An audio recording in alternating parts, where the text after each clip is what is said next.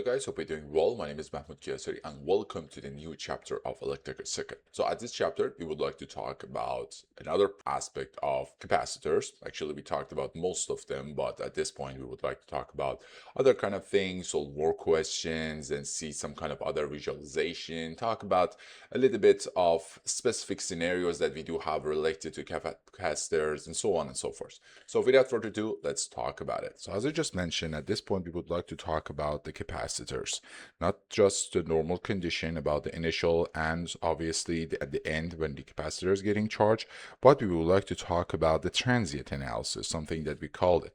As you guys remember, we talked about the charging and discharging phase. It means that if I do have a capacitor, the charging phase would be what would be like this. On another hand, if I do have a capacitor and just use it as the battery, the discharging phase would be like that one. So let's talk about it.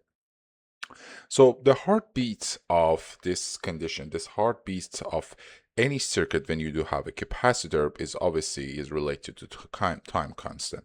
What was the time constant? Time constant is the amount of time that it takes for my system that has the capacitor or for my capacitor itself that it can get charged by 63% of its maximum value. Imagine that you do have a system that there is a battery, that there is the R, and you do have the C over here.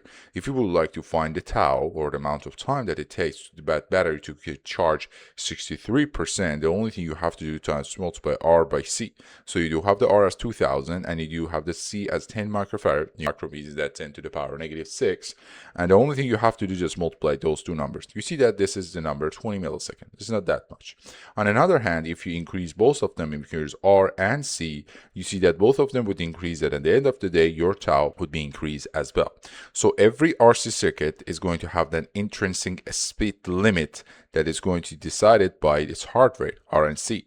The time constant defines the duration time that it takes for my system or for my some kind of capacitor to get charged 63.2% as we just talked about it.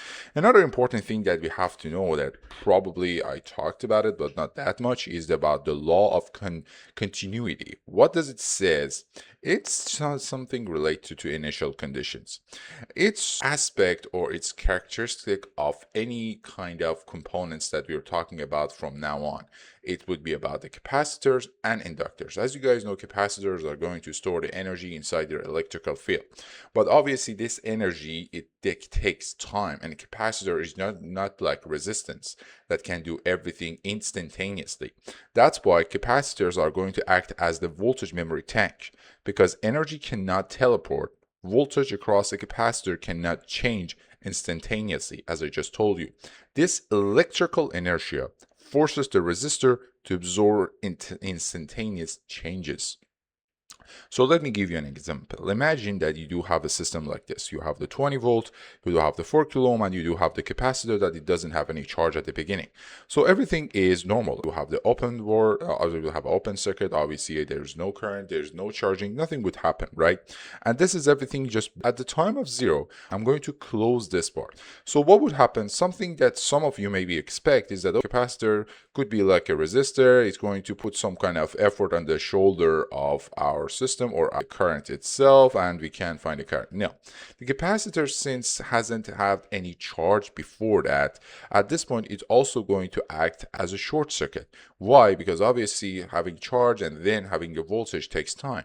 So as soon as you start your circuit, your capacitor doesn't have anything, because your capacitor, like this electrical inertia thing, as you guys know about the Newton law, but the physics, that every matter or every some kind of object try to keep its previous form. That means if it was just moving, it likes to move. If it was stop, it just likes to stop. So at this point, we do have this part about the electrical inertia. It means that if your capacitor didn't have any charge, this is also going to keep that way. That's why the voltage of capacitor at this point is also going to be zero. But again, it's a very short amount of time. We cannot some kind of rely on it for a long time, because obviously your capacitor is getting charged, and that charge is going to be in opposite of your voltage, and obviously the current would change. But at this specific big point, we can easily find the current. It means that my capacitor is just short circuit, and the current is going to be the V divided by R. So at this point, I do have 200 volt, I do have 20 volt, I do have 400 ohms, so my final current would be 5 milliamp. Then we do have the charging phase. As you guys know, it means that obviously when my capacitor is connected to a system, it's getting charged. And this is the diagram that we were talking about it. It means that at the beginning of the point, it's just start fast like this, then it moves to the linear section, and finally it moves to the saturation part. It means that your capacitor is fully charged. So we remember a formula for that the VCT is going to be V0. It means that the maximum voltage that your capacitor can get charged, and when you're talking about the series circuit, obviously it's going to be the same as the source itself, times 1 subtracted by e to the power negative t over tau. Tau is your time constant and t is the time. Why is that? Because based on different timing that we do have over here, you would face different kind of voltages for your capacitor itself. Imagine that I do have a condition that my V0 or the source voltage is going to be 10 volts. I do have the R as 1K, I do have C as 100 microfarad, and I do have a time constant at this one. And then I would ask you a question that, for instance, at T is equals to 0.05 second, how much is the voltage? So the only thing you need to do, just put these numbers inside this equation. 10 times 1 subtracted by e to the power negative t, which is a small t, is going to be this one, divided by 0.1, and if you do that one, you can find something like this. So it means that after 0.05 seconds, you do have this amount of voltage for your capacitor itself. What about this kind of the discharging phase, right? I'm sorry, we're still talking about the charging phase, but about the current dynamics. As you can see over here, for the charging phase, the current is going to decrease. Why decrease? Obviously, as soon as your voltage increases, as you can see over here, my voltage is going to fight against the main or the source voltage. So obviously at the end of the day, my current would be 0. Why? Because your voltage or your capacitor has the full amount of charge, which is the maximum amount of voltage that this guy can get from the source itself, and you have 20 subtracted by 20, so it's going to be 0.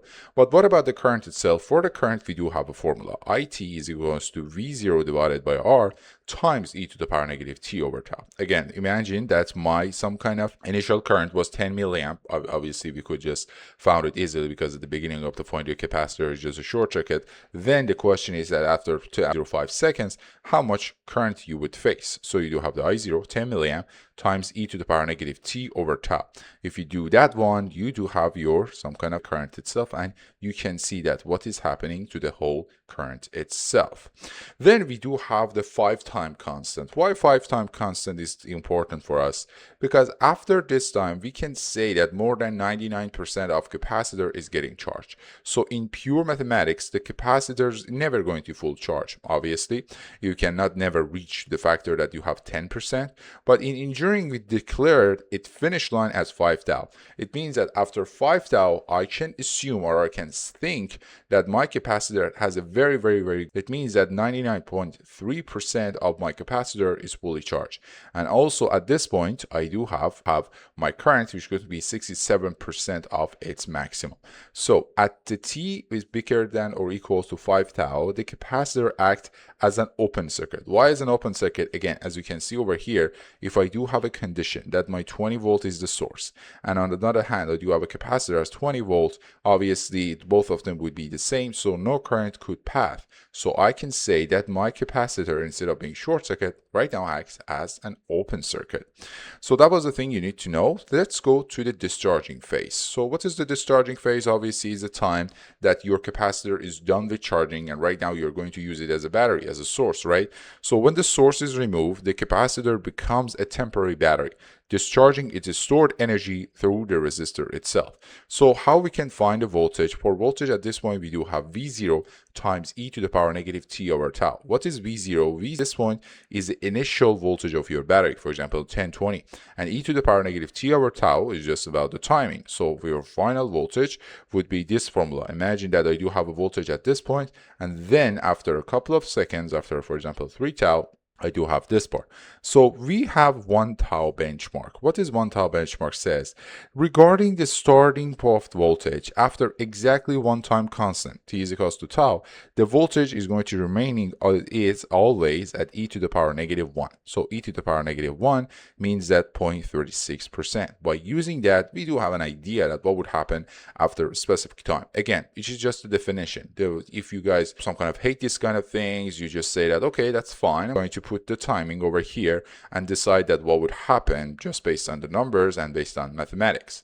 So let's have the calculation section. Imagine that your current is going to flow some kind of, you do have the current that we would like to some kind of find it over here. So far we talked about what? We talked about the voltage itself. One important thing that you guys have to know is about the current flow. The current is going to flow in opposite direction during the discharge, but magnitude follows the same decay law. So why again the current is going to follow this some kind of the opposite section? Because as you guys remember on the previous question, when I do have negative positive for my source and when I do have it for my capacitor, this guy is going to have positive negative. As you get rid of your capacitor, as soon as you get rid of your source, the current, instead of just moving this way, is going to move that way, obviously because negative and positive sign of your voltage itself. So imagine that we do have a component that its capacitor is going to be 220. Let me use another card, and R is 1K. Then V0 was 12 volt and tau is going to be 0.22 seconds. Here's the setup. I'm looking for the current magnitude as t is equal to 0.1 second. So obviously you know that you have the initial current. So initial current was what? Initial current was the time that as soon as you connect your what's the whole system. At the beginning of the point, you do have initial voltage. That initial voltage would be what? 12 volt. Then you do have the 1K, so you can find it as 12 milliamp. So at this point, you can find the ratio itself, right? So for the ratio, we do have T over tau. I mean, sitting inside the formula, we are using it like this.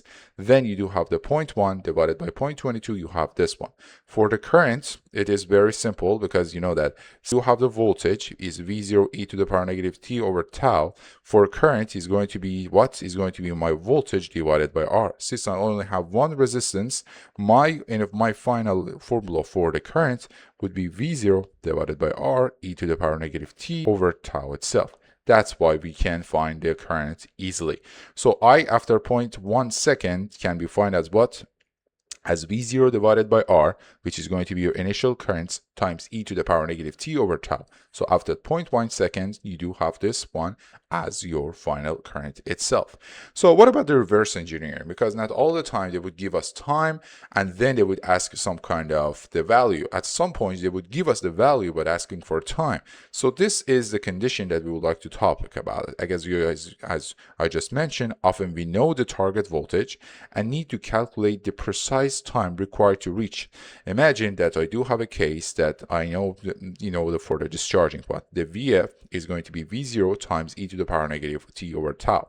And based on the question itself is meant, the one thing that we can do in order to find that is just rearranging the formula. What I need, the thing that I need the T, right? So how can I do that? By rearranging. It would be VF divided by V0 is equals e to the power negative T over tau. As you guys know, based on the mathematics, in order to get rid of this e, we can use the ln both of the sides. Ln is just a logarithm with the base of Euler. So we do have ln of VF divided by V0 is equal to negative T over tau, and I can find the T based on the tau and VF and V0 based on the known easily. So imagine that we do have a scenario and we would like to reach from the 30 volt to 10 volts. Obviously, we can connect my capacitor from the 30 volt and my to the 30 volt as a source, then disconnect the source and connect it back to my system. And I would like to see that how much does it take for 30 volt to 10 volt. So at this point, let's find the VF divided by V0. VF, or the needed voltage, or the desired one, is 10. The V0 was 30. So I do have this number as my ratio itself. Let's have a calculation. Based on this formula, I'm going to put some numbers and I do have this one as number itself. So what does it say? Since I don't have the tau, I can find a number related or in proportional to tau. It takes 1.1 times time constant to drop to 1/3 of the voltage, right? This is going to can be a fact. You can just remember that, but at this point we do have this. So the universal formula, or the general one, actually we use it for switching, is going to be like this.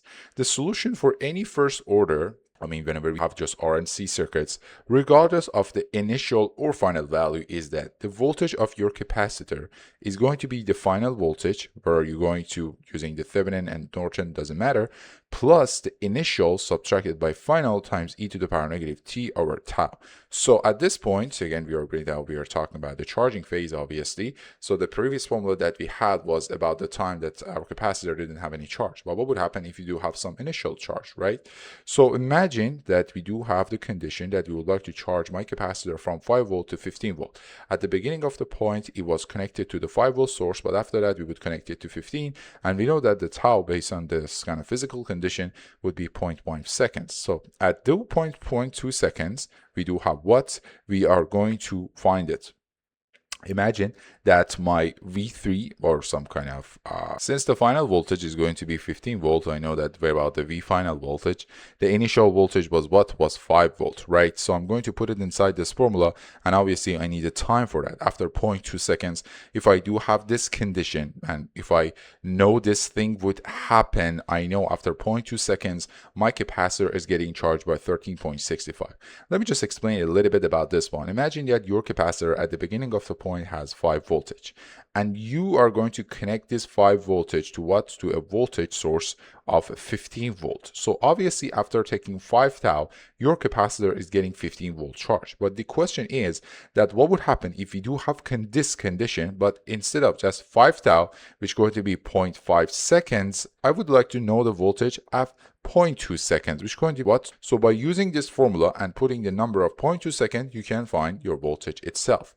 So again, switching between this kind of what? DC levels. It means that applying the universal formula to step down the transition. It means that at the beginning of the point, my capacitor was something higher voltage, 20 volt, but at the end of the day, I know for a fact this guy is going to be 10 volts. So how can I find it? Easy. So VC is going to be final voltage plus your initial voltage subtracted by final e to the power negative t over tau. So you can find this formula for that. As you can see, this part is the exponential section, but this part is a DC section. So you can obviously draw that one by using some kind of point itself, but this one shows you that at the end of the day, and if your t is big enough, or going to be 5 tau, this part is going to be 0. The only thing that remains is going to be this DC value, final voltage of your capacitor. Another important thing that you have to know is about the energy stored inside the capacitor. Maybe we have talked about it. So obviously, when we are talking about the capacitor and all about energy, electrical field, we do have the energy that's going to be stored inside your capacitor, which is going to be proportional to the square of the voltage. So we do have this formula for that. The energy would be half of C times VC to the power of 2. So how we do have a calculation? Easy. Let's have an example. So C would be 100 microfarad, that V0 is going to be 10 volt, and T is going to be 1 tau. So the question is, how much energy I can store? So in order to find that one, I need to find the voltage of capacitor at a specific time. I already have the capacitor itself, right? So the formula is simple, says that half of C times VC to the power of 2. How can I find the VC? Based on the formula that we already know, right? And then I have to find the square of that, and finally I have to use it inside the formula. It means that at the end of the day, after 1 tau, I'm going to have 2 millijoule inside my battery itself. So this is the summary that we were talking about, and as you guys just see, we somehow closed this chapter, which was related to capacitor. I tried to talk about some kind of, as I could. Obviously, you do have some kind of more challenging question that leads you to more advanced, some kind of part of the capacitor itself. But at this point, we just mentioned a very brief and very initial condition part of the capacitor, about the continuity, the rule, about some kind of that, the charging and discharging. You only need to know the voltage. Then for finding the currents, the only thing you have to do, just divide whatever resistance that your actual capacitor would see, just like a normal circuit that we do have a voltage source itself. So if you have any question, please comment me down below. I would be more than happy to answer that. My name is Mahmoud Kiasari. Have a super great day, night, whatever. See you around.